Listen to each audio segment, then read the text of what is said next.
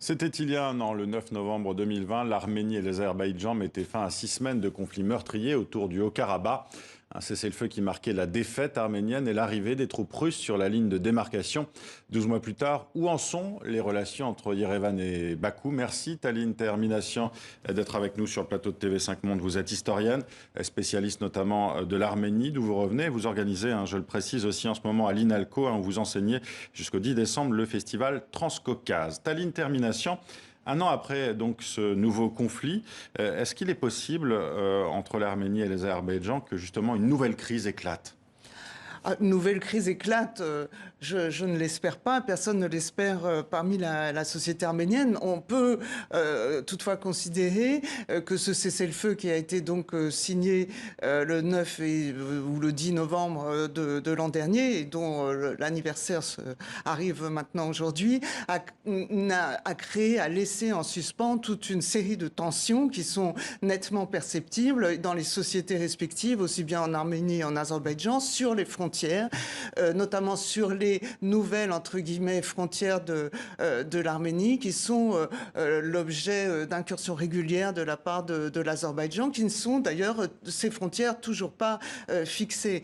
Donc il y a un état de tension permanent et évidemment, du côté arménien tout au moins, on espère que ça ne débouchera évidemment pas sur un nouveau conflit ouvert. Qu'est-ce qui disait le cessez-le-feu du 9 novembre 2020 précisément alors? Ce cessez-le-feu du 9 novembre établissait toutes sortes de choses, et en particulier la restitution des territoires occupés par l'Arménie qui constituait l'ancienne zone dite de sécurité autour de l'enclave du Karabakh. Mais ce cessez-le-feu a aussi entériné la victoire de l'Azerbaïdjan selon une ligne qui a donc établi la reconquête de toute la partie méridionale du Karabakh jusqu'à la ville symbolique et très disputée de Chouchi.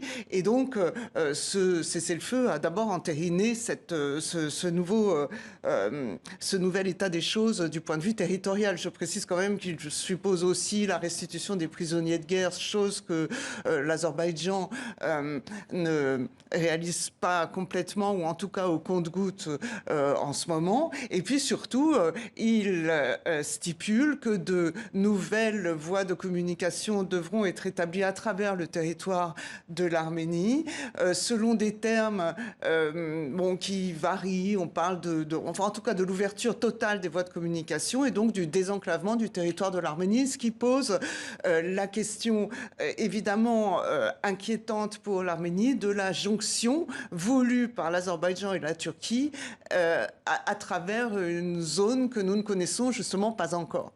Pourquoi, vous qui êtes historienne, le Haut-Karabakh est-il si important pour les deux pays? Pourquoi se le disputent-ils depuis la fin de l'URSS? Cette région est l'objet d'historiographie et de concurrentes. Cette région est considérée comme, pour les Arméniens, comme une région arménienne depuis de toute éternité. La même chose intervient du côté de l'Azerbaïdjan. En réalité, ces conflits interethniques remontent à plus d'un siècle, et ça renvoie en particulier aux guerres arméno-tatares qui ont eu lieu en 1905-1906. Enfin, il y a tout un passé de haine interethnique qui se joue dans cette région où se trouvent de nombreux monuments arméniens et qui, encore une fois, manifestent en tout cas le fait qu'une population importante arménienne a vécu sur ce territoire, aux côtés, bien sûr, d'autres populations musulmanes, et donc tout l'enjeu se trouve là. On va parler de politique intérieure arménienne aussi.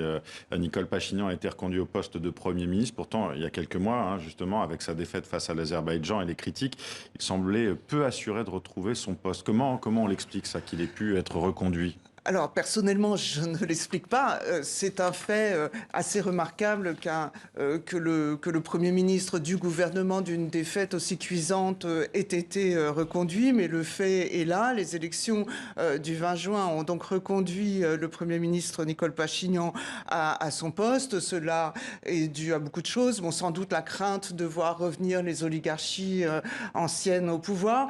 Cela est dû aussi à l'état d'esprit très soviétique post-soviétique de l'électorat qui a quand même tendance à reconduire systématiquement et toujours le pouvoir en place. En tout cas, Nicole Pachinian est revenu au pouvoir. Alors, ça ne veut pas donc... Ça a été reconduit au pouvoir.